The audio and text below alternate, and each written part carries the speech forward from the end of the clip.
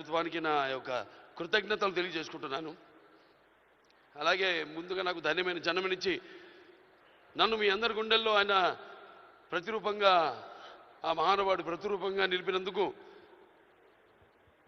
విశ్వానికే విశ్వ నట రూపం ఎలాంటిందో చూపించిన కారణ జన్ముడు దైవాంశ సంభూతుడు నా తండ్రి గురువు దైవం అయిన మా నాన్నగారికి ఈ సందర్భంగా ఘన నివాళులు అర్పించుకుంటూ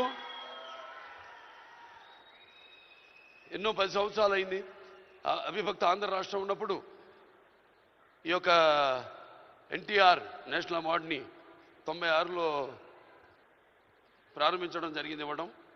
ఆ తర్వాత ఎంతోమంది ఈ అవార్డులను పొందారు.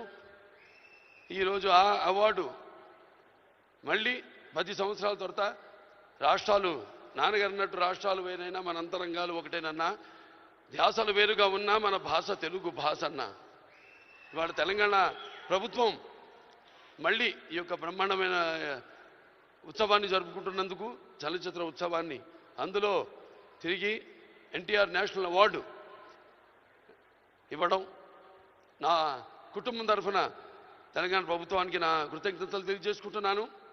అలాగే ఆ తండ్రి కొడుకుగా ఇవాళ ఆ అవార్డును మొట్టమొదటి గ్రహీతగా నాకు అదృష్టం కలగడం నా పూర్వజన్మ సుకృతంగా భావించుకుంటూ వారికి నా కృతజ్ఞతలు తెలియజేసుకుంటున్నాను.